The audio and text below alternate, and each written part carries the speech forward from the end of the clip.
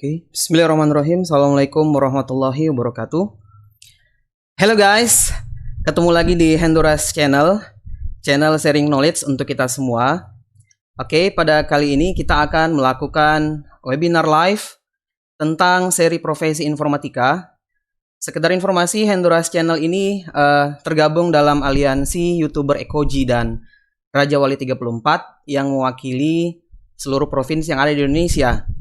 Ekoji Channel adalah channel resmi dari Profesor Ricardus Eko Indrajit, seorang pembina Aptikom di Indonesia. Baik, perkenalkan, nama saya Saiful Hendra, saya perwakilan dari Sulawesi Tengah, khususnya Universitas Tadulako. Pada sesi pertama di episode seri profesi informatika ini, saya diamanahkan untuk membahas tentang database administrator. Jadi profesi seorang database administrator itu seperti apa? Oke, saya lanjut memperkenalkan diri terlebih dahulu. Saya adalah dosen dari Prodi Teknik Informatika, jurusan Teknologi Informasi, Fakultas Teknik Universitas Tadulako. Sangat membanggakan sekali karena Sulawesi Tengah, khususnya Universitas Tadulako, menjadi pembuka dari seri profesi informatika ini. Oke, untuk mahasiswa di seluruh Indonesia, terutama mahasiswa informatika, ini menjadi informasi yang sangat penting bagi Anda, karena dengan adanya informasi ini, kalian bisa tahu kira-kira nanti setelah selesai di Prodi Informatika, kalian bisa salah satunya berprofesi sebagai database administrator. Baik, sekedar pemberitahuan bahwa di webinar kali ini akan terdiri dari dua sesi. Sesi yang pertama adalah saya akan menjelaskan tentang apa itu database administrator secara umum sampai dengan salary-nya ya, dan profesi bidang informatika lain nanti di akhir. Untuk sesi yang kedua, saya akan berbincang-bincang dengan seorang praktisi database administrator. Nah, ini masih saya hidden fotonya, videonya. Nanti kita akan tanya-tanya bagaimana sih seorang database administrator, bagaimana tugas-tugasnya, bagaimana keluh kesahnya, bagaimana peluang-peluangnya di dunia kerja. Nah, sebelum kita lanjut lebih jauh, saya bacakan sedikit outline kita pada hari ini. Yang pertama adalah kita akan mempelajari sedikit tentang definisi profesi database administrator supaya kita satu persepsi. Yang kedua, jenjang pendidikan database administrator itu seperti apa, kualifikasi pendidikannya seperti apa. Yang ketiga, kira-kira kebutuhan profesinya itu seperti apa, dan posisi profesi database administrator itu di organisasi bagaimana. Selanjutnya, kita akan lihat di daftar unit kompetensi okupasi yang dikeluarkan oleh Kominfo tahun 2018, kira-kira DBA itu di posisi seperti apa. Kemudian skill database administrator atau DBA, masalah dan tantangan yang dia hadapi. Kemudian tupoksi, tugas pokok dan fungsinya, wewenang-wewenang dari seorang DBA. Kemudian prospek karir, sertifikasi, salary, serta nanti terakhir kita akan sedikit mengulik profesi bidang informatika lainnya yang mungkin di episode selanjutnya akan dibawakan oleh dosen yang lain. Tapi tentu nanti di channel Henduras juga akan merelay video mereka. Oke, saya salam-salam dulu. Ini sudah ada Prof. Eko. Selamat datang, Prof. Terima kasih sudah hadir di sini. Teman-teman yang lain, ada Mas Rangga. Salam kenal, Mas. Kemudian siapa ini? Mas Gufi. Terima kasih Mas Gufi, ilmunya luar biasa bermanfaat. Dan teman-teman yang lain, saya tidak sebutkan satu persatu di seluruh Indonesia. Saya sangat excited sekali hari ini bisa sharing dengan teman-teman semua. Baik, kita mulai. Nah, teman-teman sekalian, mahasiswa di seluruh Indonesia, serta khususnya mahasiswa informatika, definisi profesi database administrator menurut The Dhamma Dictionary of Data Management, second edition 2011, di situ dikatakan bahwa seorang DBA atau database administrator itu adalah the IT professional role responsible for database administration.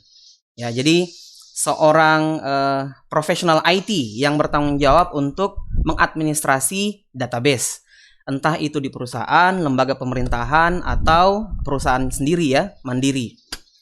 Kemudian, menurut The Dhamma Guide to Data Management Body of Knowledge 2017, disampaikan bahwa si DBA ini, dia adalah responsible for design, implementation, and support of structure data asset. Nah, ini mirip-mirip. Jadi si DBA, orang yang bertanggung jawab untuk mendesain, kemudian mengimplementasikan, kemudian dia jadi support, mendukung struktur data asetnya.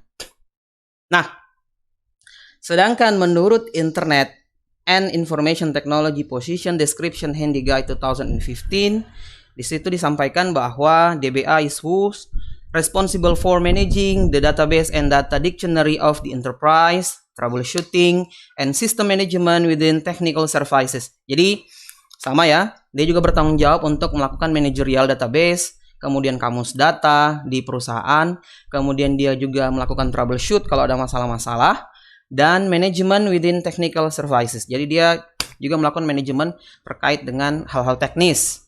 Oke, dari ketiga definisi yang kita bacakan sebelumnya, maka kita bisa tarik kesimpulan bahwa si database administrator ini bertanggung jawab melakukan pertama, ini basic, dia harus mampu melakukan instalasi DBMS. Nah, DBMS itu adalah Database Management System. Ini bagi teman-teman informatika, ini pasti sudah paham ya, sudah mulai mengerti. Tapi bagi yang di luar informatika mungkin belum tahu, nanti saya kasih contoh beberapa DBMS.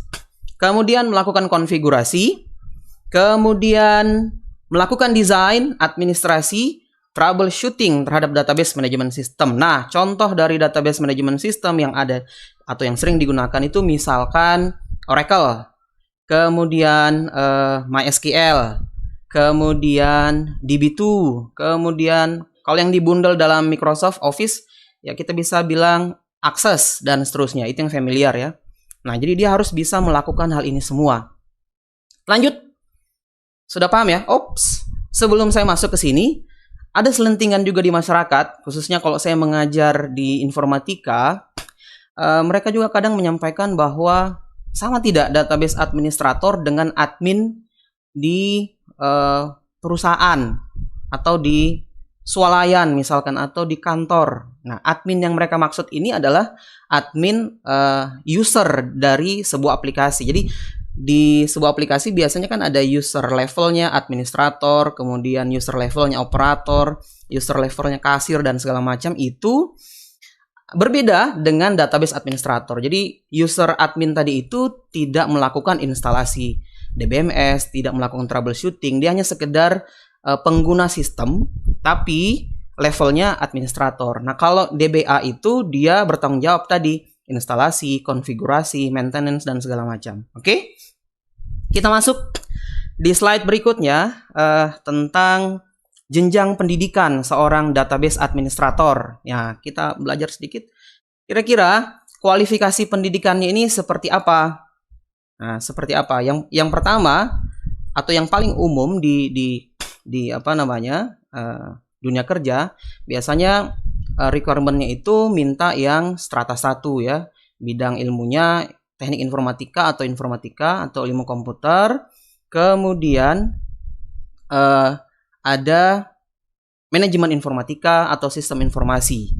Nah, untuk yang diploma 3 juga ada ya, juga ada, tergantung nanti perusahaan yang meminta mereka kualifikasinya seperti apa. Jadi intinya jenjang pendidikan seorang database administrator itu adalah umumnya strata 1 bidang ilmu yang tadi ataupun diploma 3, tergantung perusahaan atau tempat dia bekerja nanti membutuhkan. Baik, lanjut. Oke, kita masuk ke kebutuhan profesi seorang database administrator. Nah, kebutuhan profesi seorang database administrator setidaknya saya petakan menjadi 3. Yang pertama, dia bisa berkarir sebagai aparatur sipil negara atau PNS di pemerintahan. Misal seperti di kementerian, ya. Seperti di kementerian, misalkan kementerian itu punya proyek untuk membangun sebuah sistem yang memerlukan database skala enterprise misal. Nah, di situ nanti database administratornya bertugas melakukan instalasi, kemudian mendesain, merancang, kemudian memelihara dan troubleshoot kalau ada masalah. Nah, ini bisa di pemerintahan atau seorang PNS, entah di pusat ataupun di daerah. Di daerah misal seperti SKPD ya, atau dinas, satuan kerja perangkat daerah, atau suku dinas seperti itu. Dan selanjutnya dia juga bisa berkarir sebagai seorang pegawai swasta. Pegawai swasta di perusahaan, kemudian BUMN atau ya BUMN kemudian atau asing ya, bekerja di perusahaan asing. Jadi dalam negeri boleh, asing pun boleh, karena kebutuhan DBA ini sangat tinggi ya. Di luar itu ada beberapa juga teman saya secara pengalaman, dia menyampaikan bahwa semisal di Singapura, di Malaysia, itu sangat membutuhkan yang namanya database administrator. Oke. Ya, jadi bisa berkarir di negeri dan bisa berkarir di swasta. Kemudian dia juga bisa mandiri ya, sebagai konsultan mungkin, atau developer sistem ya. Dia punya perusahaan sendiri, dia bergerak di bidang IT misalkan, dia sebagai DBA-nya, kemudian nanti dia panggil beberapa teman yang lain untuk gabung seperti bagian pemrogramannya, kemudian bagian desainnya, supaya bisa melayani customer. Jadi yang dia layani adalah permintaan pembuatan sistem oleh customer. Setidaknya ada 3 ini yang saya petakan. Pertama ada pegawai negeri atau ASN, kedua pegawai swasta atau PT atau BUMN atau perusahaan asing, kemudian yang ketiga adalah konsultan, dia mandiri. Next. Nah, ini ada posisi profesi di organisasi.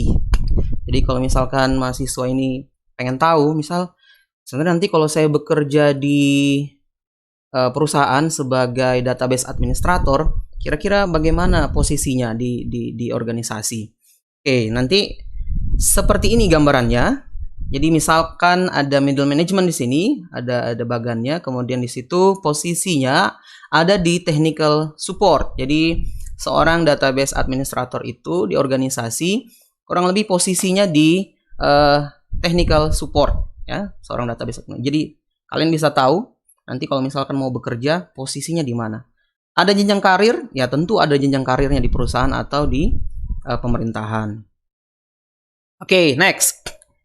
Kita lihat, menurut Kominfo tahun 2018, daftar unit kompetensi okupasi, database administrator itu yang pertama melakukan identifikasi library. Nah, kalau misalkan ada project system yang mau dibangun, dia harus identifikasi dulu kira-kira library yang akan digunakan nanti dalam membangun sistem itu apa gitu ya. Komponen atau framework yang diperlukan itu seperti apa, sehingga nanti pada saat dia mau mengimplementasikan database-nya, dia sudah tahu kebutuhannya itu seperti apa ya. Kemudian dia juga harus bisa menggunakan struktur data. Nah, ini bagi teman-teman mahasiswa informatika di seluruh Indonesia pasti sudah paham ya. Biasanya mata kuliah database itu struktur data di semester awal ya, semester awal. Nah, ini kalau bertanya-tanya pada saat kuliah, untuk apa saya belajar struktur data, untuk apa saya belajar database management system, ya jawabannya nanti profesi Anda sebagai database administrator, seperti itu ya. Kemudian menurut Kominfo 2018, yang ketiga adalah mengimplementasikan rancangan entitas dan keterkaitan antar entitas. Nah, entitas ini nanti di breakdown biasanya oleh seorang DBA ketika dia konsul dengan customer atau orang yang ingin membuat sistem. Itu entity-nya dia breakdown, dia terjemahkan nanti dalam bentuk tabel-tabel dalam database-nya. Terus nanti relasinya kemana, misal ada tabel A, tabel B, ini saling berelasi atau tidak, dan seterusnya. Nah, itu penting ya, jadi dia bisa mengimplementasikan rancangan entitas. Dan bagi mahasiswa juga informatika, nah belajar dengan baik tentang database management system ya, sistem basis data biasanya mata kuliahnya di semester 2 atau 3.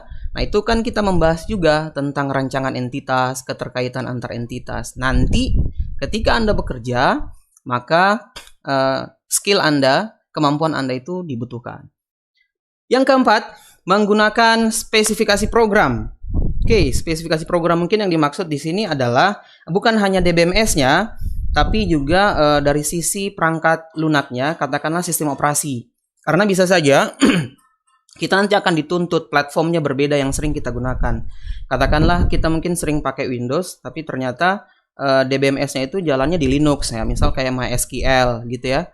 Nah, kita harus paham. Kemudian bundel-bundel program bawaan yang ada di DBMS juga kita harus paham. Kita harus sering pakai supaya familiar. Yang kelima, ini yang paling penting juga menurut saya adalah kita harus kuasai, harus mampu menggunakan SQL. Nah, ini ya bahasa SQL, Structure Query Language. Ya, ini penting bagi seorang mahasiswa khususnya informatika kalau mau jadi DBA.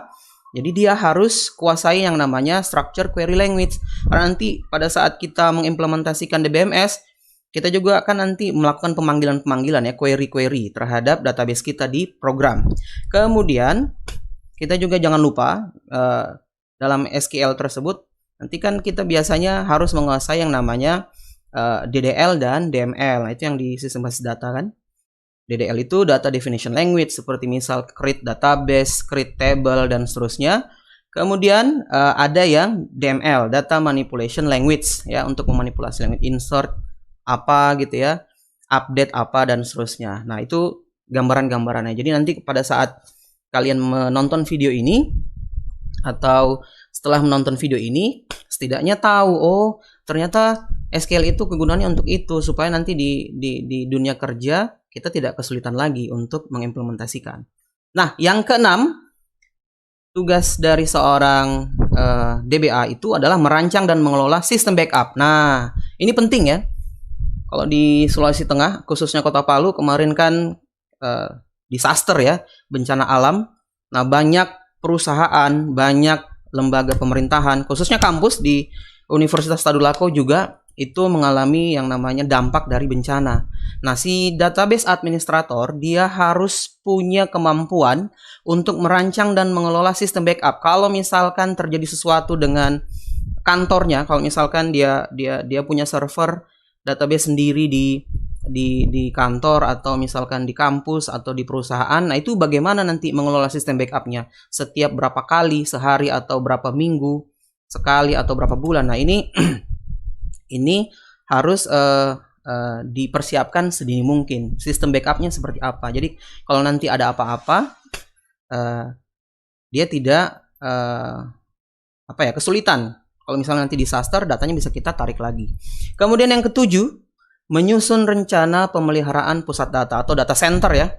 Menyusun pemeliharaan pusat data. Jadi dia bertugas menyusun pemeliharaan pusat data atau data center.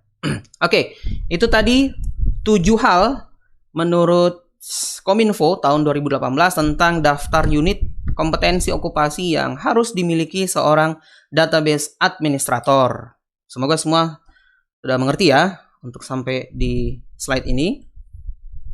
Nah, kita next. Yang berikutnya adalah skill seorang database administrator. Kira-kira skill yang dibutuhkan nanti seperti apa? Soft skillnya seperti apa? Nah, yang pertama, kalau nanti Anda bekerja di pemerintahan, bekerja di perusahaan atau mandiri, developer gitu ya, maka yang paling penting adalah kita harus memiliki problem solving skill dan analytical skill yang baik. Oke, problem solving skill dan analytical skill yang baik. Nah, ini yang pertama ya.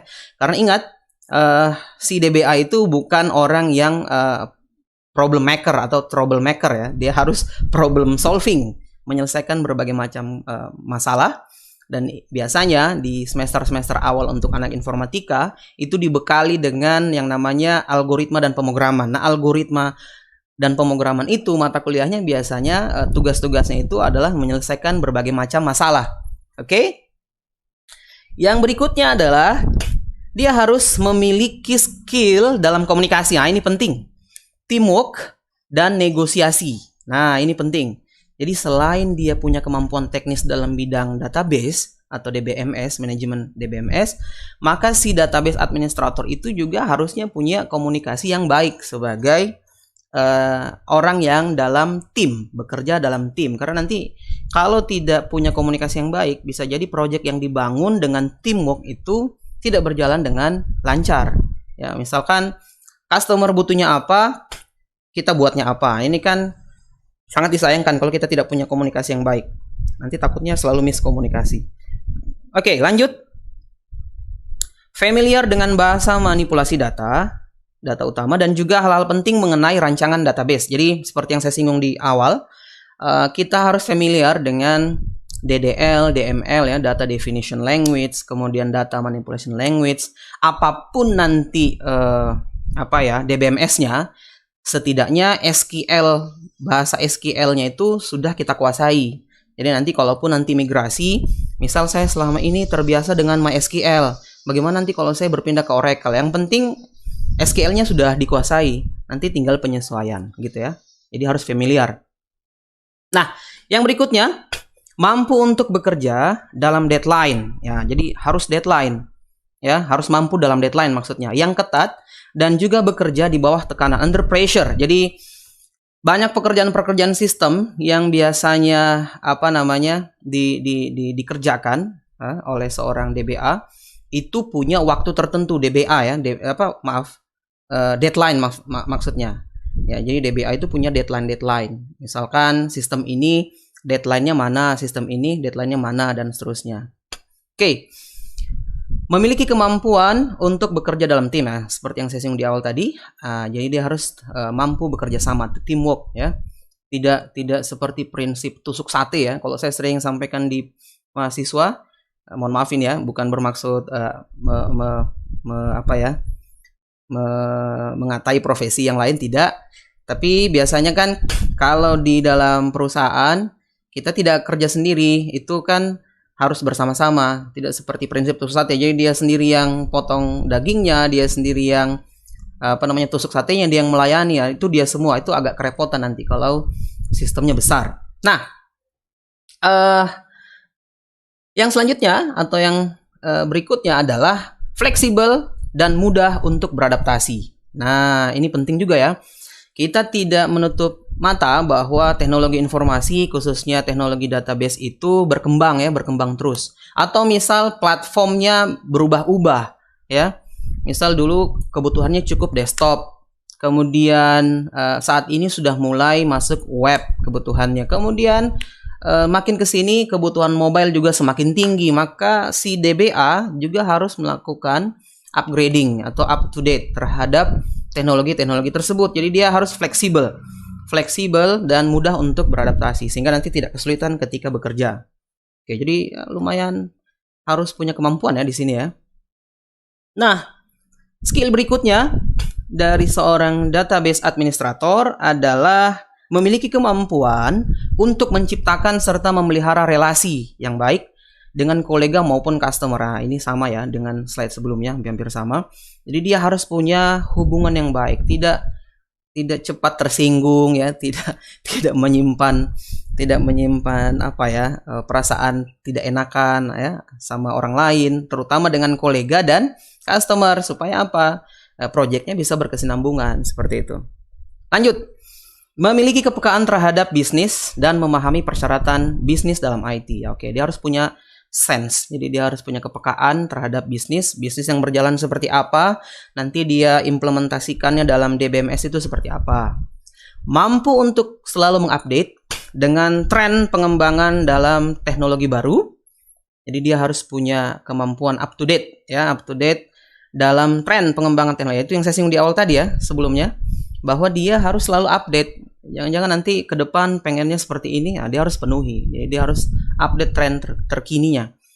Komitmen untuk melanjutkan pengembangan profesional ya. Jadi dia harus komitmen untuk melanjutkan pengembangan profesional. Ya, misal dia ingin kompetensinya bertambah, dia ambil sertifikasi. Nah, itu komitmen untuk pengembangan profesional dia. Kemudian menguasai beberapa bahasa pemrograman. Nah, ini dianjurkan ya. Dia juga harus menguasai beberapa bahasa pemrograman ya, misal HTML ya atau PHP dan seterusnya. Dan juga software ya, termasuk sistem operasi seperti yang saya singgung di awal tadi. Jadi dia terbiasa itu ya instalasi. Misal kalau seperti Microsoft SQL Server, dia harus bisa menguasai setidaknya Windows Server 2012, contoh itu ya, Windows Server 2016, Windows Server 2019. Nah, jadi dia harus familiar dengan itu. Termasuk kalau misalkan DBMS yang lain, misal seperti MySQL, dia harus terbiasa dengan Linux dan seterusnya. Itu yang dimaksud ya. Nah, itu tadi skill yang dibutuhkan atau yang harus dikuasai oleh seorang database administrator. Jadi semuanya sudah mulai masuk lah sedikit. Jadi kalau misalkan saya mau jadi DBA nanti, apa saja skill yang harus saya penuhi atau harus yang saya kuasai. Nah, sekarang kita masuk di masalah dan tantangan. Jadi masalah dan tantangan seorang DBA itu seperti apa?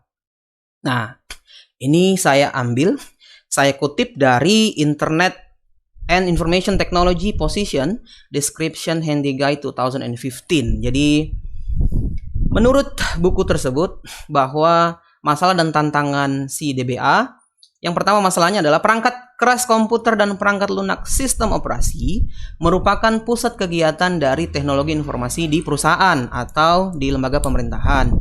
Maka sangatlah penting bagi perusahaan untuk memastikan bahwa sistem basis datanya yang ada memiliki keandalan dan kinerjanya tinggi. Jadi tantangannya atau masalahnya adalah keandalan basis datanya atau kinerja basis datanya. Kalau misalkan keandalannya ini kurang atau kinerjanya ini kurang, nah, maka itu jadi masalah untuk perusahaan atau lembaga pemerintahan. Katakanlah itu jadi PR terbesar bagi seorang database administrator. Nah, challenge-nya atau tantangannya, database administrator ditantang. Jadi dia ditantang untuk dapat membantu dalam pertama, merancang basis datanya ya, mulai dari menentukan entitas, menentukan kamus data, menentukan tipe data, menentukan tabel-tabel, menentukan relasi dan seterusnya. Kemudian dia juga harus bisa menguasai beberapa bahasa pemrograman, pemecahan masalah dan pengelolaan masalah yang mempengaruhi aplikasi basis data di perusahaan, serta mengembangkan area ekspansi untuk masa depan. Jadi dia sudah mulai memikirkan dari sekarang, misalkan per 5 tahun lah katakanlah. Jadi ada sistem di perusahaan seperti ini, kira-kira 5 tahun ke depan kebutuhan atau tren IT ke depan itu seperti apa. Jadi sudah harus dipikirkan dari awal supaya nanti dia bisa mengembangkan area untuk ekspansi di masa depan. Seperti itu ya. Oke, sudah jelas sampai di sini. Oke, saya lanjut. Nah, masih di sumber buku yang sama, Internet and Information Technology Position Description Handy Guide 2015. Di situ dikatakan tugas pokok dan fungsi, atau kalau bahasa kerennya kita sebutnya tupoksi. Tupoksi. Ini tupoksinya seorang DBA itu apa sih? Ya. Yang pertama, dia harus punya kemampuan mengelola kamus data perusahaan. Kemudian, menetapkan standar dan mengendalikan proses infrastruktur yang diperlukan terkait dengan database perusahaan. Jadi dia harus menetapkan standar. Misal kalau di perusahaan itu database-nya dibutuhkan lumayan besar, kira-kira nanti infrastruktur yang dibutuhkan seperti apa? Server database yang dibutuhkan seperti apa speknya. Jadi dia yang menetapkan standar-standar itu. Dia yang mengendalikan standar-standar itu di perusahaan.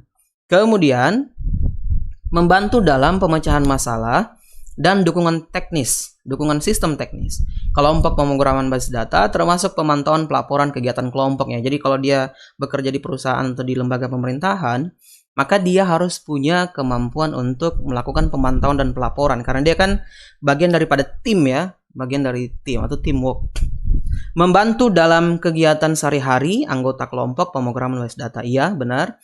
Ini juga harus diperhatikan. Dia harus membantu kegiatan sehari-hari, memberikan masukan teknis kepada tim perancang basis data, kelompok pemrograman basis data, kemudian perusahaan yang termasuk yang mahir dan mengetahui arah sistem di masa depan. Jadi dia punya pikiran yang futuristik. Nah, kalau bahasa kerennya seperti itu. Jadi dia harus punya visi ke depan.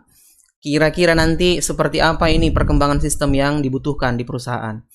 Kemudian berfungsi sebagai sumber dokumentasi dan standar untuk membantu mengarahkan kegiatan TI secara keseluruhan. Jadi dia punya sumber dokumentasi ya, dan standar yang membantu kegiatan TI keseluruhan. Jadi kalau misalkan nanti ada kendala, dokumentasi itu dibutuhkan kembali. Dia punya catatan-catatan dokumentasi seperti itu ya. Jadi kalau ada pengembangan, ada troubleshoot, itu semua bisa selesaikan dengan baik. Oke. Tugas pokok dan fungsi, dan kita lanjut. Oke, masih ada lanjutan, mohon maaf. Lanjut di tugas pokok dan fungsi, continue, bekerja sama dengan kelompok TI lain. Nah, ini iya pasti. Memberikan laporan mingguan, bulanan terkait masalah sistem dan solusinya. Jadi dia tiap minggu itu bikin laporan-laporan. Misal di sistem kita ada masalah apa, dicatat sama dia, kemudian dicarikan solusinya, terus dia laporkan. Kira-kira nanti masalahnya seperti ini, solusinya kurang lebih seperti ini. Kapan harus maintenance, kapan harus di backup, dan seterusnya, itu juga harus jadi bahan perhatian. Kemudian mengakui dan mengidentifikasi bidang-bidang potensi di mana kebijakan dan prosedur yang ada membutuhkan perubahan. Oke, tadi sudah saya singgung, ekspansi. Berpartisipasi dengan vendor perangkat keras. Nah, seperti yang saya bilang tadi, misal kalau dia mau buat database perusahaan, kira-kira server yang dibutuhkan atau misalkan jaringan yang dibutuhkan itu bandwidthnya seperti apa, kemudian penyimpanan besarnya seperti apa, ataukah harus cloud dan seterusnya, itu bagaimana. Ini yang harus diperhatikan. Berkinerja standar atau di atas standar. Wah, ini penting ya. Berkinerja minimal itu standar. Atau kalau bisa kita di atas standar kinerja teknologi informasi perusahaan. Oke. Memenuhi persyaratan departemen dalam hal memberikan cakupan kerja, pemberitahuan administrasi selama periode sakit. Nah, ini sebagai personalia ya maksudnya. Jadi dia harus memberikan informasi ya, misal kalau dia sakit, kemana, kemudian liburan, atau misalkan dia mau lanjut pendidikan dan seterusnya, atau berkaitan dengan ekspansi bisnis ke depan. Jadi sebagai seorang personal atau pegawai gitu yang mungkin di perusahaan atau di lembaga, maka dia harus memberi pemberitahuan secara administrasi selama periode-periode tertentu. Nah, itu tadi teman-teman tugas pokok dan fungsinya dari sumber yang saya kutip di Internet and Information Technology Position Description Handicap 2015. Sekarang kita lanjut ke wewenang. Ya, wewenangnya seperti apa? Wewenang dari DBA yang pertama, nah, dia punya wewenang membantu kegiatan kelompok, ya, termasuk desain basis data, manajemen kamus data, manajemen sistem, dan pemrograman sistem, serta pemecahan masalah. Ingat, di sini selalu ada kata pemecahan masalah. Di semester awal, anak-anak informatika khususnya, ingat, selalu diajarkan yang namanya algoritma dan pemrograman. Nah, itu biasanya isinya itu dikasih ada masalah sama si dosen, kemudian kita disuruh untuk kira-kira algoritma yang cocok atau yang tepat dipakai untuk menyelesaikan masalah ini apa. Nah, itu menjadi bekal bagi anak informatika ke depan kalau bekerja. Jadi dia pemikirannya itu selalu problem solving. Jadi pemikiran itu bukan problem maker itu atau buat masalah, tapi dia harusnya problem solving ya, memecahkan masalah. Yang kedua, berkoordinasi dengan personal group. Oke, ini sudah saya singgung sebelumnya. Yang ketiga, berkoordinasi dengan kegiatan kelompok dan dengan organisasi TI, dengan perusahaan lain jika diperlukan. Ya, ini kan sekarang sudah bukan zamannya lagi ya, atau sekarang bergeser ya. Orang lebih berkolaborasi daripada berkompetisi ya. Katanya seperti itu. Jadi daripada kita berkompetisi ya, saling menjatuh-jatuhkan, nanti ujung-ujungnya malah tidak enak. Mendingan kita berkolaborasi. Apa yang kamu bisa, apa yang bisa saya bantu. Kemudian seperti itu. Apa yang saya tidak bisa, apa yang kamu bisa bantu. Jadi seorang DBA juga harus seperti itu pola pikirnya ya. Jadi bukan hanya pemahaman secara teknis, dia juga harus bisa berkoordinasi dan berkolaborasi kalau perlu dengan perusahaan lain. Misal ada sistem yang mau disinkronkan dengan sistem di perusahaan, maka sebagai tenaga teknis di perusahaan tersebut, dia juga harus punya kemampuan koordinasi dengan tenaga teknis di perusahaan lain. Ya, itu kalau diperlukan. Nah, yang terakhir wewenangnya memberikan masukan teknis untuk teknologi informasi dan perusahaan, terutama pada masalah yang berkaitan dengan modernisasi atau ekspansi. Oke, ini mirip seperti yang saya sebutkan di slide sebelumnya. Jadi dia punya masukan-masukan ke perusahaan. Dia sampaikan, misal, Pak, ini trennya sudah seperti ini. Kalau misalkan kita dari sekarang memikirkan tentang ekspansi sistem itu bagaimana? Itu dia harus sudah mulai rancang-rancang di awal ya, supaya nanti ketika ada perubahan-perubahan yang terjadi, perusahaannya sudah siap menerima perubahan itu. Ya, jadi ingat ya, perubahan itu suatu keniscayaan. Kalau dibilang orang-orang bijak gitu ya, perubahan itu keniscayaan, sesuatu yang pasti ya. Oke, kita lanjut. Nah, ada yang bertanya-tanya, kira-kira prospeknya seorang DBA seperti apa? Nanti kalau saya Pak jadi seorang DBA sebagai mahasiswa informatika nanti bagaimana Pak? Ya, ini prospek karir database administrator. Yang pertama, jenjang karirnya seorang DBA tergantung pada perusahaan di mana dia bekerja. Jadi ini tergantung ya. Perusahaan besar atau pemerintahan mungkin akan punya jenjang karir ya, jenjang struktur ya. Misal kalau di perusahaan awal dia masuk sebagai DBA junior, nanti dia sudah berapa tahun naik jadi DBA middle gitu misalnya ya. Kemudian paling atasnya dia naik sebagai senior atau kepalanya lah, seperti itu. Atau misalkan di pemerintahan ya, kalau pemerintah saya kurang paham ya, apakah dia masuk struktural atau fungsional? Sepertinya fungsional mungkin ya. Kalau misalnya ada database administrator di pemerintahan, itu kan kalau di ASN ada dua biasanya. Ada pegawai negeri struktural yang biasanya di administrasi pemerintahan, ada yang fungsional. Salah satu yang fungsional itu dosen gitu ya. Biasanya juga peranata komputer kalau nggak salah itu di apa namanya di pemerintahan juga punya jenjang karir. Misal dia sebagai peranata komputer muda, peranata komputer pembina dan seterusnya, itu jenjang karirnya. Nah, jika ada struktur semacam itu, maka jenjang karir jenjang lebih tinggi yang mungkin dilalui adalah senior ya. Jadi kalau ada jenjang-jenjangnya, maka yang paling mungkin dilalui nanti senior atau nanti lead. Dia jadi pemimpin di bidang database administrator. Nah, kalau tidak Pak, bagaimana Pak? Kalau tidak, maka dia bekerja mandiri sebagai konsultan. Nah, tidak ada masalah ya. Jadi tidak ada celah untuk seorang informatikawan atau mahasiswa informatika itu nganggur sebenarnya ya. Jadi kalau dia nganggur, ya mungkin dia kemarin kurang belajar ya, kurang latihan yang diberikan oleh dosennya, terutama di database atau pemrograman dan seterusnya. Ya harusnya dia kalau tidak diserap di perusahaan atau di pemerintahan, atau mungkin dia tidak suka.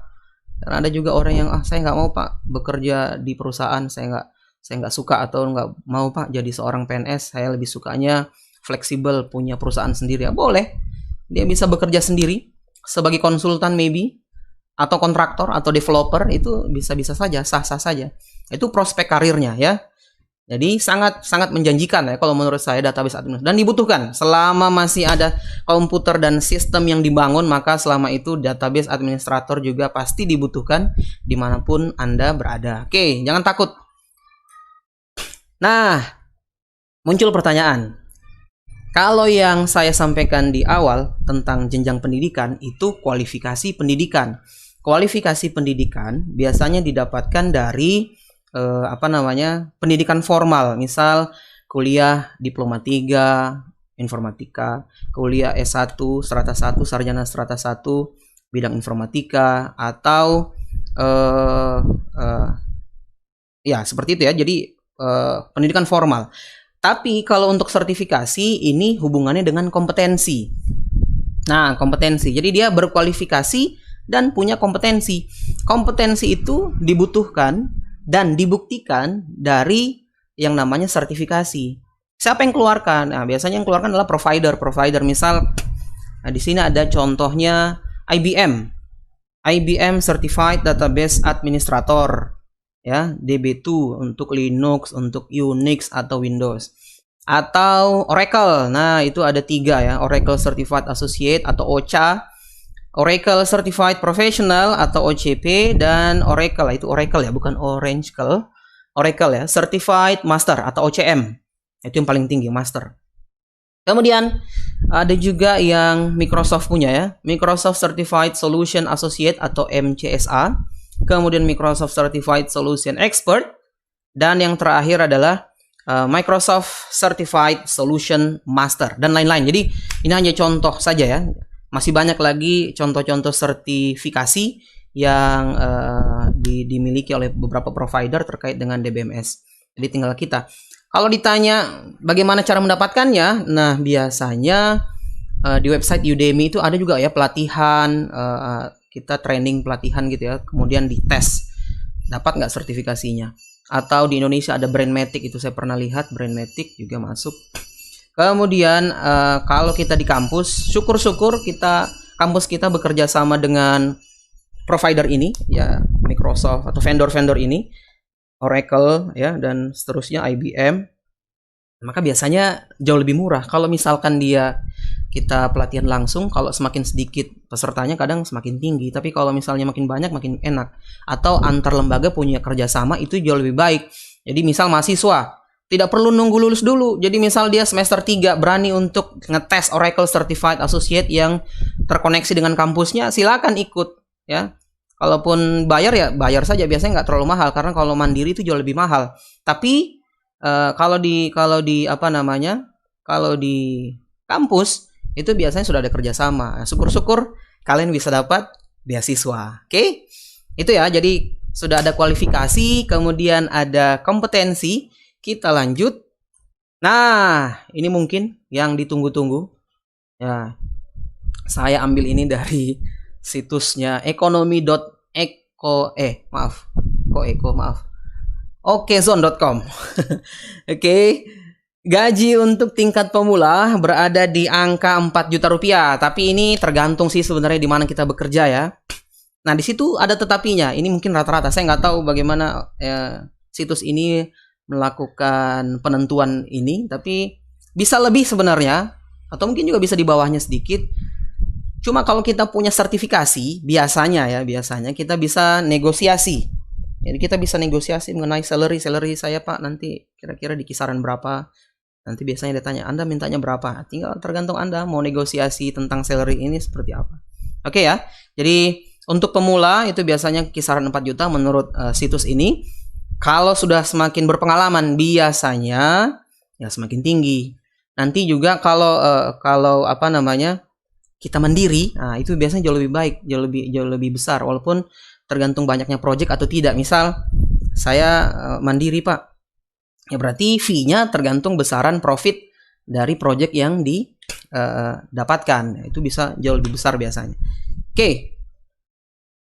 Nah, kita sampai di penghujung dari webinar sesi 1. Profesi bidang informatika lainnya, teman-teman mahasiswa seluruh Indonesia dimanapun kalian berada, khususnya mahasiswa informatika, profesi bidang informatika lain itu banyak ya. Besok silahkan dinonton tanggal 3 itu YouTubersnya ada Pak Andi Ismail. Nah, Pak Andi Ismail itu akan ngobrol ini lebih advance lagi dari saya tentang Big Data Scientist. Nah, ini profesi yang lagi seksi di masyarakat. Nah, ini kita bekerja sama dengan Aliansi YouTuber Ekoji dan Raja Wali 34 ya. Seri webinar untuk mahasiswa seluruh Indonesia gratis. Ya, silakan diikuti mahasiswa, khususnya mahasiswa informatika, silakan. Ini sudah ada jadwalnya seperti jadwal khutbah tarawih ini ya. Itu disusun jadwalnya. Nanti biasanya mulai jam-jam segini, jam-jam 10 ya, jam-jam 10 pagi waktu Indonesia bagian barat. Kalau di Sulawesi Tengah ini jam 11 ya. Jadi ada profesi lain, saya bacakan sedikit. Ada web developer. Nah, bagi yang mau jadi web developer siapa? Software engineer. Kemudian mana ini yang keren-keren? Cyber security analyst. Ini keren semua sih sebenarnya. Intinya ada 34 sampai di ERP spesialis. Wah, itu enterprise resource planning. Itu lumayan besar setahu saya, karena ada teman juga yang bekerja di namanya ERP spesialis ini atau SAP ya, di perusahaan luar. Katanya ya, gajinya itu lumayan besar ya. Oke. Thank you. Penutup sesi 1 sudah selesai. Kita masuk sesi 2. Tapi sebelum itu, saya bacakan dulu. Saya akan bincang-bincang teman-teman sekalian ya, dengan seorang praktisi database administrator ya yang ada di Indonesia. Saya bacakan dulu ya. Nah, ini fotonya. Namanya adalah Hani Hatu. Saya manggilnya Kak Hani ya, Kak Hani Hatu, karena beliau lebih senior daripada saya lebih muda. Saya lebih muda. Beda setahun ini saya dengan Kak Hani. Oke, marital statusnya married. Wah, sudah menikah Kak Hani ya. Sudah ada anak satu setahu saya.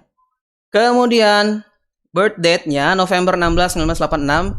Place of birth-nya Ambon, Maluku, ya. Kemudian jenjang pendidikannya beliau dari Faculty of Information Technology of Satya Wacana. Wah, ini UKSW. Ya, UKSW ya. Faculty of Information Technology of Satya Wacana Christian University. Salatiga, ya, Central Java, Indonesia. Majoring in Technique of Informatics, latest GPA. Ini lumayan nih, patut ditiru ya, patut ditiru oleh mahasiswa di Indonesia, ya. 3,50. Wow, dari grade 4 ya, max grade-nya 4. Oke, saya bacakan lagi lanjut sebelum saya panggil orangnya. Nah, course trainingnya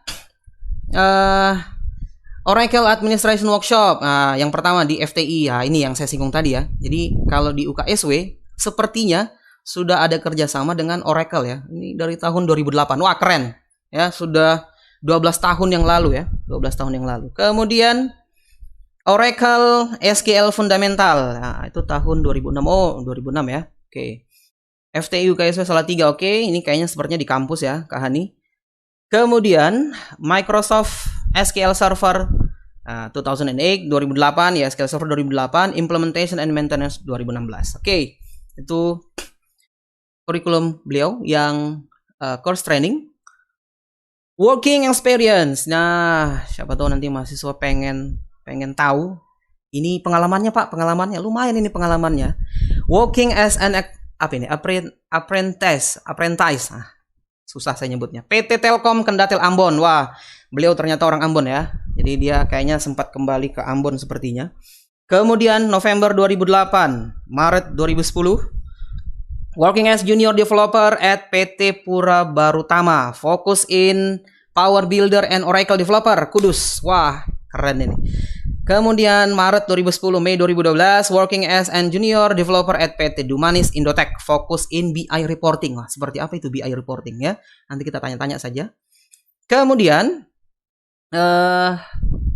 Jun 2012, 2012 until now, sampai sekarang beliau ini kerjanya working as an senior developer at PT Mana Komputindo, focus in BI reporting and reporting using Dynamic AX 2012 Salatiga. Wah, jadi sepertinya beliau masih menetap di Salatiga dan memang masih Salatiga. Tadi saya sudah kontak-kontak. Nah, ini yang diberikan ke saya tadi malam. Tanya Kak Hani, ada nggak sertifikatnya? Oh, tunggu Ndra, saya cari-cari dulu. Ternyata ada. Beliau punya sertifikat Microsoft Certified Professional. Itu ada namanya ya. Hani Hatu ya.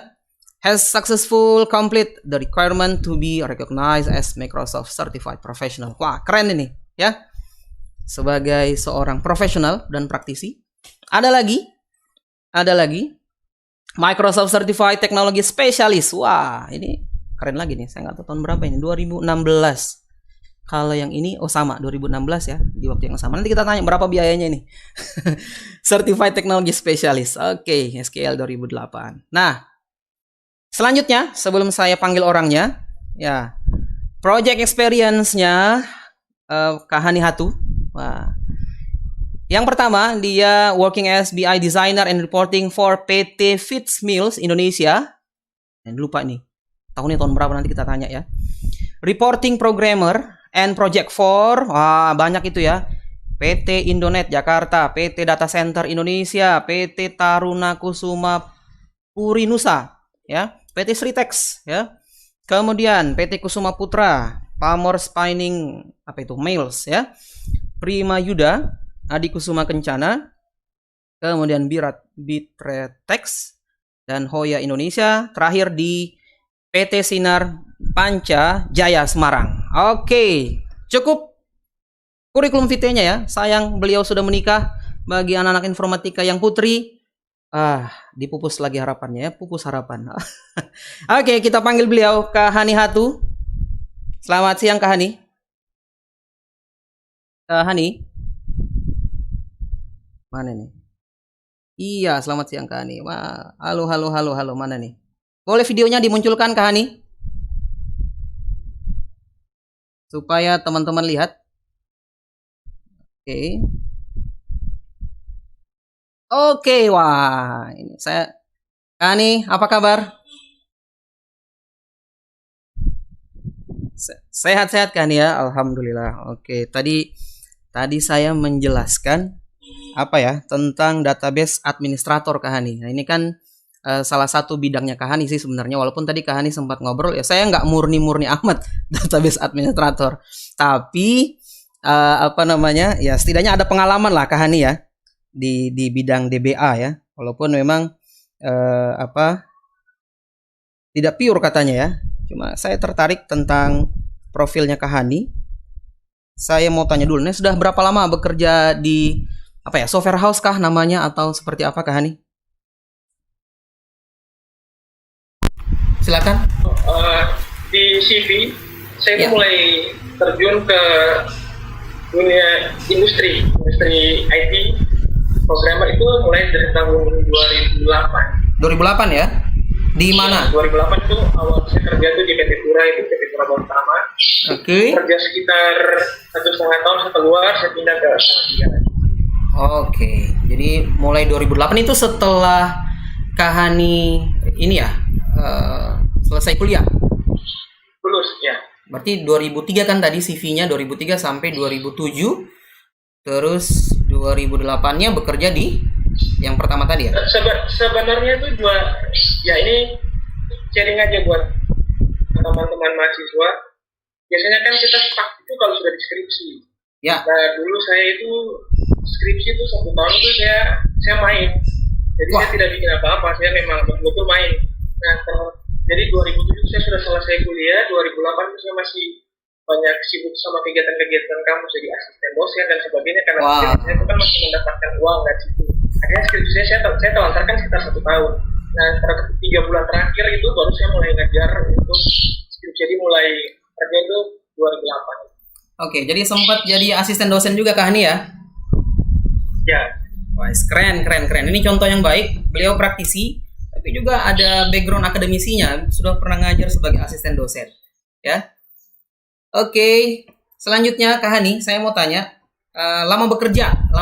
Kalau dihitung-hitung berarti sudah kurang lebih 12 tahun ya? 12 tahun ya, 12 tahun dari tahun 2008. Latar belakang pendidikan Kahani? Informatika. Saya cuma S1 informatika. S1 informatika ya. Di kampusnya di mana Kahani? Boleh sebut promosi nih untuk kampusnya? Di UKSW Salatiga. UKSW Salatiga. Saya pernah ke sana Kahani. Kurang lebih saya sama istrinya Hendra satu alma mater lah. Aduh, saya nggak mau buka tapi sudah dibuka sama Kahani. Oke, saya pernah ke sana. Kampusnya keren, apa ya, dingin, banyak pohon-pohon besarnya, sangat kondusif untuk mahasiswa ya di sana. Keren. Oke, latar belakang pendidikan informatika, kompetensi ya. Ini menurut Kahani. Tadi kan sudah banyak tuh ngobrol tentang database administrator. Nah, itu mungkin teoritis ya. Teoritis karena saya banyak ngutip dari beberapa buku, saya kumpul-kumpulkan. Tapi menurut Kahani, kompetensi yang paling penting, beberapa kompetensi yang paling penting dimiliki oleh DBA secara teknis dan soft skill ya, interpersonal skill yang harus dimiliki seorang database administrator itu seperti apa? Boleh Kahani sharing ke kita? Jadi sebenarnya gini, saya mau sharing dulu sebelum saya menjawab pertanyaannya Hendra tadi. Siap. Buat teman-teman mahasiswa, kalau kuliah itu sebenarnya jangan kecil hati. Maksudnya ketika kita kuliah tidak bisa apa-apa, nanti takutnya waktu kita tidak bisa dapat kerja apa-apa. Atau ketika kita waktu kuliah kita pintar sekali, setelah kita lulus itu kita pasti akan jadi seorang yang hebat. Itu belum tentu. Nah jadi ya tugasnya kita itu belajar. Memang untuk mahasiswa kita tugasnya belajar, karena apa yang kita serap di kampus itu hanya sekitar 5%. Jadi ketika kita sudah masuk ke dalam dunia kerja, yang mau tidak mau kita harus belajar lagi, harus belajar menyesuaikan diri dengan perkembangan teknologi yang sudah ada. dan materinya di kampus itu tidak bisa mencangkup semua pekerjaan kita di dunia kerja. Itu yang pertama. Nah, kalau ditanya soal skill atau kompetensi apa yang harus dimiliki seorang administrator, database administrator dalam dunia kerja, tadi yang sudah dijelaskan sama Hendra tentang semua kompetensi itu benar adanya. Cuman kalau menurut saya kompetensi dasar yang kita harus miliki pertama tuh kita harus paham dulu tentang database itu sendiri. Yang kedua, kita punya kemampuan untuk beradaptasi dengan database yang ada. Contoh, misalkan kita waktu kuliah kita cuma dapat SQL Server, ternyata waktu kerja kita dikasih Oracle. Nah, itu kita harus bisa menyesuaikan diri dengan database yang ada di depan kita, ya, atau yang kita dijelaskan buat kita. Kemudian yang skill database administrator yang paling dasar yang harus kita semua tahu itu mungkin adalah masalah backup dan restore. Jadi itu setiap orang ketika mau masuk ke database administrator yang besar, ya paling tidak tadi database fungsi tentang backup dan restore itu yang minimal harus dipahami. Sama instalasi database untuk implementasi aplikasi lain. Oke, jadi kurang lebih tadi seperti yang saya sebutkan, tapi yang paling penting adalah kita harus mampu beradaptasi ya. Kata kuncinya tadi yang saya dapatkan adalah belajar. Nah, ini berarti belajar ini nggak ada habisnya ya. Maksud saya tidak ada berhentinya gitu Kak ya. Benar ya? Nah, ini jadi masukan yang baik untuk mahasiswa di seluruh Indonesia, bahwa sebagai seorang mahasiswa khususnya informatika, ya mungkin yang kita dapatkan di kampus tidak terlalu banyak katakanlah. Jadi kita harus sering-sering belajar di luar, apalagi sekarang sumber belajar so dekat ya, kalau orang Ambon bilang Kak ya. Sumber belajar sistem kebut semalam. Sistem kebut semalam itu sudah jadi hal yang lumrah di mahasiswa ya. Oke Kak Hani, pertanyaan selanjutnya ini mungkin agak sensitif, tapi mungkin Kak Hani bisa berbagi ya. Kira-kira gaji rata-rata seorang DBA itu berapa Kak Hani? Berapa kira-kira Kak Hani?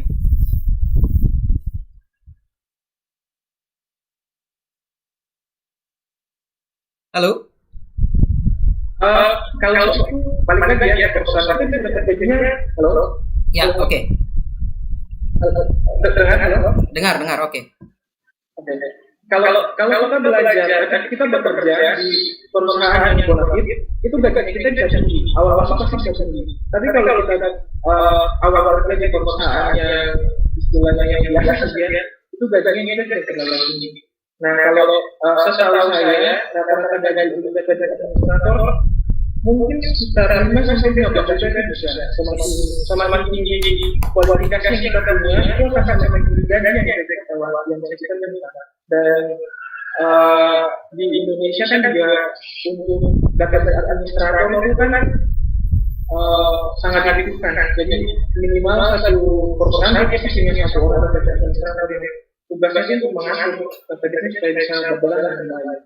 Jadi semakin tinggi kompetensi tertentunya ya dapat semakin mahal. Tapi rata-rata mungkin 5-15 juta lah. Wah, ini keren Kak Hani. Sepertinya mahasiswa se-Indonesia sudah mulai rajin belajar besok. Apalagi masa corona, COVID-19. Jadi ada gambaran. Berarti benar ya tadi yang saya kutip di ekonomi. Yang saya kutip tadi di ekonomiokezon.com itu bahwa kisaran 4 juta kalau di awal ya. Berarti bisa saja bertambah atau meningkat tergantung pengalaman ya mungkin, atau kompetensi yang kita punya.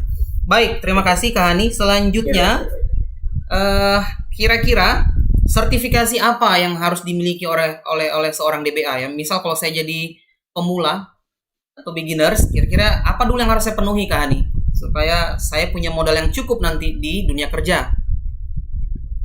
Kalau untuk tadi ya seorang administrator itu kalau pertama kali kita lulus itu mungkin tidak punya sertifikasi apa-apa juga sering dan salah. Yang penting kita punya skill waktu kita posisi itu kan kita akan diskusi maksudnya apa namanya keahlian kita di bagian apa. Kalau bagian kita serius untuk di bagian data administrator itu sudah jadi modal untuk pertama kali kita namanya tanpa harus ada sertifikasi ya. Nanti kalau misalkan ada terima kemudian mau ini karir berkembang lebih tinggi ya baru bisa ambil sertifikasi saja. Masing-masing sertifikasi itu juga harganya tidak murah.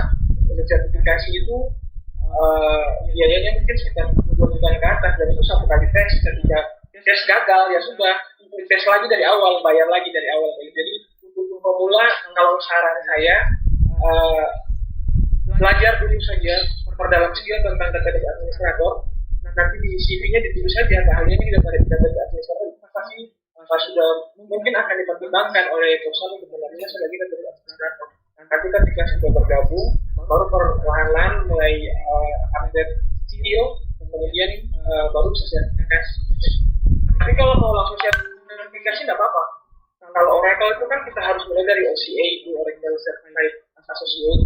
Kalau yang SQL Server, kalau saya kemarin itu karena tidak ada aturan, saya harus belajar sertifikasi yang mana dan kebetulan saja kantor saya itu lagi butuh sertifikatnya untuk ada project, jadi saya langsung ambil yang tadi yang SQL Certified Profesional sama yang associate tadi. Itu berapaan biayanya Kak Ani kalau yang tadi Kak Ani dapatkan? Saya tes kemarin itu sekitar 2.300.000 kalau saya nggak salah. Itu sudah tahun 2016 kan, tapi sekarang itu berapa? Itu ada pelatihannya begitu kah atau langsung ujian atau bagaimana? Langsung, jadi langsung ujian. Jadi kalau tes mau pelatihan, ya kita harus bayar. Ya betul. Training itu biasa. Training. Ya kalau tidak mau training mau langsung tes, ya kita cukup bayar biaya tesnya tadi. Dan tadi tesnya itu kan satu kali tes gagal ya sudah, kita harus tes ulang dari awal lagi. Oke, jadi memang harus persiapkan diri sebaik mungkin sebelum melakukan uji kompetensi tentang sertifikasi itu, baru bisa kita tentukan sikap ya. Saya mau ujian nih, soalnya mau ngeluarin duit besar lumayan bagi mahasiswa 2 jutaan lumayan ya. Ya harus prepare ya. Saya sharing kemarin saya untuk dapat sertifikasi itu tuh saya tes itu ada sekitar 4 kali tes baru saya terakhirnya dapat. Oh 4 kali? 4 kali jadi kali aja 4 dikali hampir sekitar 8 jutaan itu buat dapat sertifikat. Wis keren, ngeri. Ya intinya itu semangat saja. Jadi kalau gagal coba lagi. Coba ya. Orang yang kalau sering gagal gitu coba satu berhasil gitu lagi. Nah contohnya saya itu. ada yang bilang begini Kak Ani, kegagalan itu sukses yang tertunda. Sepakat Kak Ani? Iya betul. Oke lanjut. Ini ada beberapa pertanyaan lagi Kak Ani. Saya tahu Kak Ani sibuk, saya ambil waktunya setengah jam. Kak Ani, saya minta tanggapannya, kira-kira peluang seorang DBA itu seperti apa? Jadi kalau misalkan ada mahasiswa yang mau berkarir sebagai seorang database administrator itu, kira-kira peluangnya ke depan bagaimana? Apakah masih bisa dijadikan sebuah cita-cita profesi? Kalau soal peluang kerja, bukan cuma database administrator ya, semua peluang kerja untuk lulusan TI itu sebenarnya masih besar. Kita di Indonesia itu kan sekarang itu masih semua perusahaan, bahkan jangankan perusahaan ya, toko kecil sekarang kan juga beralih semua untuk masuk ke dalam teknologi. Nah, peluang kita tinggal bagaimana kita mau memanfaatkannya. Kadang ketika punya sudah susah, kita ambil jalan pintas kerja, nggak mau jadi IT, atau jadi programmer, atau jadi database, lebih enak jadi sales, lebih enak jadi wira swasta kayak gitu. Nah, tapi kalau soal peluang banyak peluang untuk tadi kan saya bilang database administrator ini di perusahaan tuh pasti ada, minimalnya bukan 1 atau 2 orang tuh pasti ada. Dan biasanya kalau sudah punya satu senior dia akan cari lagi database administrator yang masih junior untuk bantu. Jadi ada saja peluang untuk database administrator. Tinggal kita mau berusaha apa tidak terjadi. Oke, lanjut Kak Hani. Mana tadi? Jadi tetap optimis, peluangnya sangat besar di dunia kerja karena setiap perusahaan yang memiliki sistem itu kan pasti membutuhkan yang namanya database administrator ya untuk membangun. Kemudian saya lanjut, kira-kira menurut Kak Hani ke depan tantangan seorang DBA ini seperti apa? Apa kendala-kendala yang kemungkinan yang akan dihadapi seorang database administrator ke depan? Uh, Kalau kendala ini saya sharing kendala. Kalau saya kan sebagai bekerja sebagai konsultan, jadi tugasnya saya itu kan lebih banyak mengurus klien. Setelah itu kan kita lepas kliennya berdiri sendiri. Tapi ada beberapa hal yang saya lihat dari klien-klien yang kita urus. Kendala dalam data, kendala dalam seorang administrator itu yang pertama itu pasti tentang upgrade skill. Jadi format database itu kan teknologi setiap hari kan berkembang terus. Nah, atau jangan bukan hanya database, tapi kita punya aplikasi untuk user juga itu kan selalu berkembang. Nah, pertama itu kita dituntut untuk mampu beradaptasi dulu dengan perkembangan teknologi. Jadi kalau kita sudah bisa mengikuti perkembangan teknologi, otomatis tantangan yang pertama ini sudah bisa kita lewati. Itu yang pertama. Kemudian yang kedua, yang paling sering saya lihat dan saya temui dalam kerja saya itu, seorang database administrator itu kendala yang paling sering ditemui itu adalah komunikasi. Dia bekerja kan tidak sendiri, tadi kan Hendra sudah jelaskan. Dia bekerja itu kan dia melibatkan banyak orang di dalamnya. Jadi ada programmer, ada user, ada project manager, ada sistem analis, itu semua akan bekerja bersama-sama dengan dia.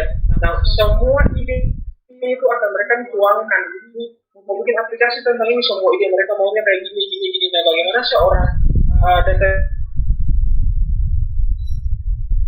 database administrator ini dia punya kemampuannya si user kan.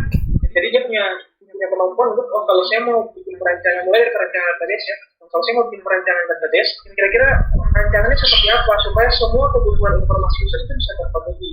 Kemudian kalau database sudah dibuat, dia juga harus berpikir bagaimana saya harus pengaturan untuk security database-nya supaya user apa saja yang bisa akses, user apa saja yang bisa pakai, apa saja yang punya hak untuk kita melakukan transaksi edit, delete, dan penambahkan itu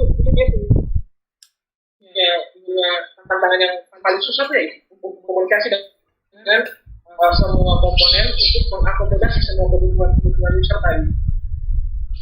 Oke, mantap. Jadi intinya dia harus melakukan adaptasi, kemudian seperti yang saya bilang tadi ya, komunikasi itu penting, benar kan ya? Jadi karena dia kan teamwork, tidak bekerja sendiri seperti yang saya singgung, bukan sistem bisnis tusuk sate gitu ya. Jadi dia programmernya, dia database-nya, dia analisnya. Jadi semua gabung jadi satu. Harusnya dia bisa bekerja sama karena biasanya membangun sebuah sistem itu kan tidak cukup hanya satu orang. Oke, Kani yang terakhir, sesi terakhir tanya jawab adalah saran dan masukan untuk mahasiswa informatika di seluruh Indonesia. Untuk mahasiswa-mahasiswa yang ada di Indonesia khusus informatika, silakan Kak Hani menyampaikan perasaan Kak Hani tentang harapan-harapan ke depan. Mungkin Kak Hani pernah lihat lulusan-lulusan informatika selama ini ya, kira-kira nanti seperti apa pengennya, saran dan masukannya. Ini mungkin jadi input buat kampus ya, buat universitas, buat komunitas kami, Aliansi YouTuber Ekoji Channel dengan Raja Wali 34 ini. Terus terang Kak Hani, dosen-dosen di seluruh Indonesia ya, supaya nanti kita bisa jadikan ini masukan ke prodi masing-masing. Sebelum saya kasih saran, ada beberapa pertanyaan yang mungkin bisa saya bantu untuk menjawab. Ya. Tentang ini, pertanyaan dari Gloria. Ya, Glory. Peran penting menjadi seorang database administrator ya. Nah, kalau database administrator itu sebenarnya dia punya peran penting dalam sebuah perusahaan. Kenapa sih bilang gitu? Kita bikin aplikasi apapun, ujung-ujungnya pasti database. Tidak ada database, tidak mungkin transaksi apa bisnis proses dalam perusahaan itu bisa berjalan dengan baik. Jadi seorang database administrator itu dia punya peranan yang sangat penting.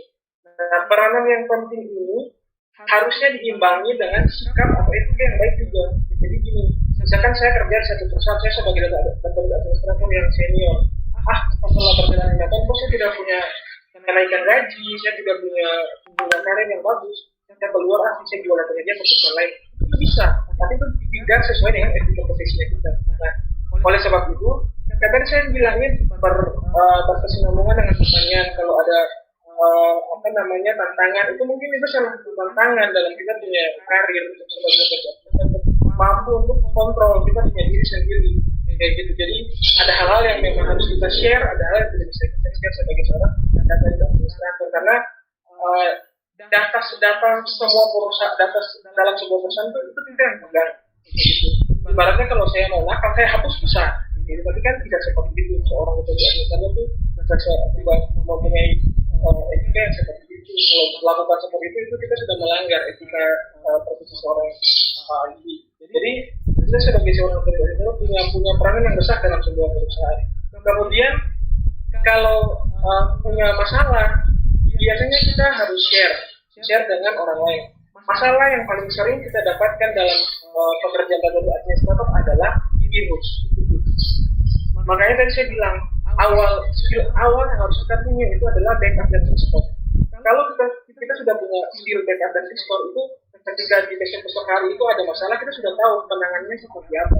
Nah, kalau misalkan punya backup dan restore itu kan dia punya kalau kita belajar backup dan restore lebih dalam, itu kan bukan cuma asal seperti yang ada di SQL Server atau record klik kanan backup, klik kanan restore, itu tidak seperti itu aja backup dan restore, tapi masih banyak materi tentang backup dan restore yang perlu kita gali. Jadi kalau perusahaan mau jadi seorang database administrator itu skill dasar, kita juga harus paham apa yang harus kita pelajari dari backup dan restore itu, bukan hanya klik kanan seperti tadi ya. Nah, kalau punya masalah kita harus terbuka dengan orang lain, jangan karena kita pikir kita pintar akhirnya kita menangani semua ya. Kita mau melibatkan tim yang ada di dalam kerjanya kita, itu tidak seperti itu. Jadi seringlah kalau ada masalah kita sharing sama yang lain. Nah, masalah yang lain juga sering gini, misalkan saya bikin aplikasi perancangan database untuk bagian manajerial, ternyata waktu dijalankan itu fungsinya itu tidak cocok dijalankan untuk end user. Mereka maunya kita harus bikin aplikasi yang mencakup kebutuhan end user juga. Nah, kita bicarakanlah komunikasi tengah dengan manajerial dan end user, kita cari jalan tengahnya seperti apa, kita kasih solusi. Kira-kira solusinya itu bisa dibangun atau tidak. Nah, kalau untuk pertanyaannya Hendra tadi soal saran, ya tadi mau belajar apapun saja, memang yang pertama itu kita harus lihat untuk terus eksplor kemampuan. Jadi jangan pernah berhenti untuk kita belajar kayak gitu. Kalau saya secara pribadi, saya lebih suka memilih, saya mau menguasai satu hal, tapi saya betul-betul menguasai, daripada saya menguasai banyak hal, tapi hanya kulit-kulitnya saja yang saya kuasai. Itu buat saya lebih gampang kalau saya bisa menguasai satu hal, dan itu jadi nilai jual saya untuk kalau saya melamar kerja dan mampu untuk beradaptasi dengan lingkungan pekerjaan. Karena lingkungan pekerjaan itu tuh tidak seperti lingkungan dunia, di mana semua orang suka sama kita, di mana kita suka sama dosen juga dekat sama kita, itu tidak seperti itu. Dalam dunia kerja itu kan banyak orang, dengan ada 5 orang aja itu punya pemikiran yang berbeda. Nah, bagaimana kita bisa lebih mengalah, kita bisa lebih rendah hati supaya kerjanya kita bisa jalan dengan baik, tapi tidak salah satu dengan teman-teman kerja yang lain. Oke, Kak Hani, mungkin terjawab juga pertanyaan dari Mariano Tendean tadi tuh ya, itu suka duka, jadi sedih sekali suka duka DBA ya, database administrator itu. Jadi tidak semua orang suka. Saya tambahkan satu lagi. Ya, silakan Kak Hani. Jadi DBA, suka dukanya tuh gini. Ya. Kita DBA itu kan kita kerja di belakang layar. Ya, betul. Artinya kan belakang layar. Ada aplikasi yang akan disorot itu cuma programmernya. Iya, betul. Ketika ada masalah, yang akan disorot itu hanya technical supportnya. Iya. Ketika ada masalah sama database, kita yang akan disorot. Tapi kan jarang sekali kalau seorang database administrator itu dia akan tampil dalam penutup sebagai pemenang. Karena apa? Kalau database aman, itu dia tidak akan dilihat orang. Taunya aman. Oh ini yang di aplikasi si programmer, oh ini ada technical supportnya. Tapi ketika ada masalah, nah itu bukannya kita itu ketika ada masalah kita akan diajar bisa-bisa.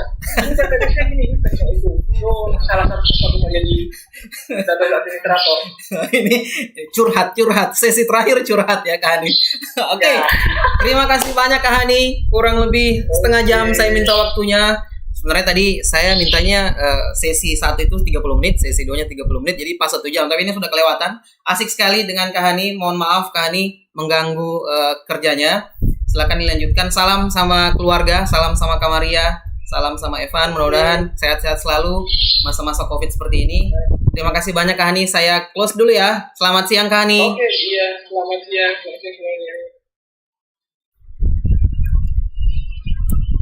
Oke, teman-teman yang ada di seluruh Indonesia, itu tadi sesi bincang-bincang kita dengan seorang praktisi database administrator. Tidak semua bisa terjawab mungkin ya. Kak Hani adalah seorang praktisi di bidang database administrator. Ini sudah cukup lama. Beliau memulai karir di tahun 2008, kurang lebih sudah 12 tahun ya, 12 tahun sebagai seorang database administrator. Semoga nanti apa yang disampaikan sama beliau itu tersebar ke seluruh penjuru Indonesia, terutama untuk masyarakat dan mahasiswa ya di Indonesia, utamanya informatika, supaya jadi pemicu semangat, termotivasi ya. Yang disampaikan Kak Hani tadi ada suka dukanya, sertifikasi yang harus dicapai segala macam lah itu tadi ya. Semoga ini membantu kita untuk menjadi fokus bagi mahasiswa. Tadi seperti yang Kak Hani bilang di akhir, intinya adalah fokus. Lebih bagus fokus satu daripada banyak tahu tapi hanya kulit-kulit, itu Kak Hani bilang ya.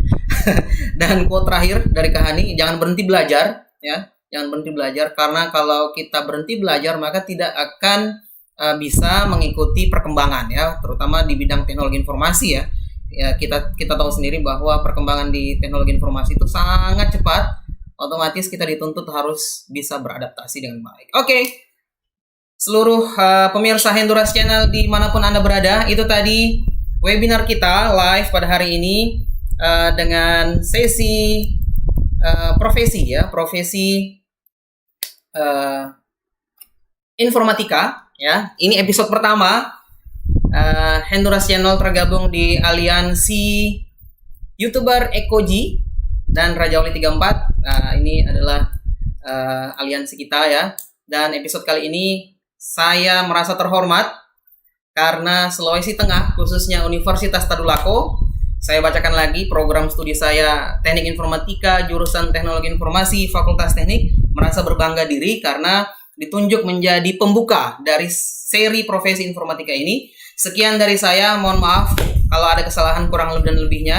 Tidak ada gading yang tak retak seperti kata pepatah, tidak ada orang yang sempurna.